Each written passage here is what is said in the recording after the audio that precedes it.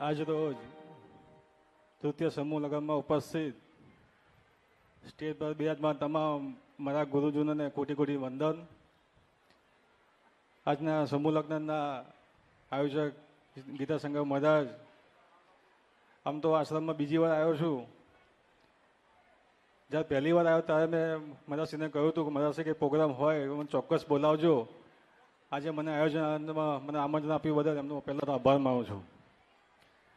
સમૂહ લગ્ન ખરેખર એ સમાજ માટે કરવું બહુ ખૂબ મહત્ત્વનું હોય છે. પણ એની અંદર આપણા સંતો સમૂહ લગ્ન કરતા હોય તો ખરેખર સંતોને અભિનંદન આપવા જોઈએ આપણે કે એમને જે કરવાનું હોય ને વિશેષ કાર્ય આપણા માટે કરતા હોય છે. અમે અમારા વિજયરાજશ્રી મહારાજ એ પણ સમૂહ લગ્ન કરે છે.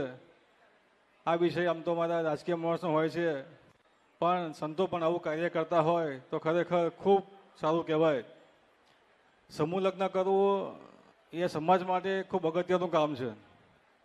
હું પણ છેલ્લા 25 વર્ષથી મારા ઠાસા વિધાનસભામાં સમૂહ લગ્ન કરાવું છું. હું ક્ષત્રિય સમાજમાંથી આવું છું. જ્યારે શરૂઆત કરી 25 વર્ષ પહેલાં તો અમારા સમાજના લોકો ઘણી ટીકા કરતા કે ભાઈ સમૂહ લગ્નમાં જોડાવાય ના.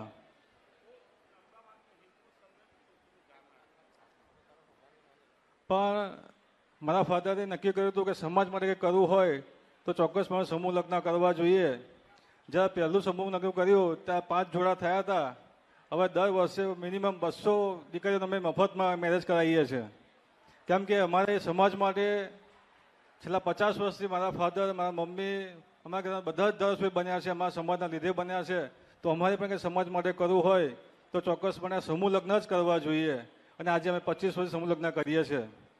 સમૂહ લગ્ન કરવા એ એક ઇઝી વાત નથી, બહુ અઘરી વસ્તુ હોય છે. કેમ કે એના માટે આટલું આયોજન કરવાનું હોય, સ્વયંસેવક શોધવાના હોય, ડોનેશન લેવા જવાનું હોય. ખરેખર મહારાજશ્રી આયોજન કર્યું એના માટે પણ ખરેખર હું અભિનંદન આપું છું અને આભાર પણ માનું છું કે મારા ઠાસા વિધાનસભામાં આવું સમૂહ લગ્નનું આયોજન કર્યું છે. સાથે સાથે નવા યુગલો બેઠા છે, એમના માતા પિતા બેઠા છે, એમના ડોનરો બેઠા છે, એમને પણ અભિનંદન આપું છું કે તમે સમૂહ લગ્નમાં જોડાયા છો. આજે નવા દીકરાઓ બેઠા છે, દીકરીઓ બેઠી છે. દીકરીઓને ખાસ વિનંતી કે તમે આજથી તમે નવા ઘેર જવાના છો.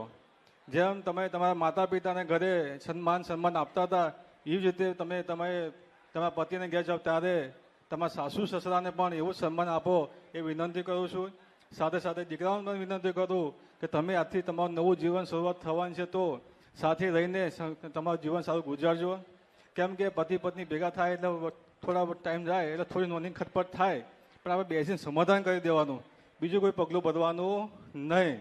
એટલે ખૂબ સારી તમે જીવન જીવો. ભગવાન અંછોરાય તમારે ખૂબ પ્રગતિ કરાવે, સારી નોકરી મળે, સારો ધંધો કરે એના પ્રાર્થના કરું છું. સાથે સાથે તમામ સંતો બેઠા છે અને સંતો વચ્ચે મને બોલવાની તક આપી બદલ તમામ સંતોનો મારા વિજયદેશ મારા ગુરુનો આભાર માનું છું. જય રણછોડ, જય રણછોડ.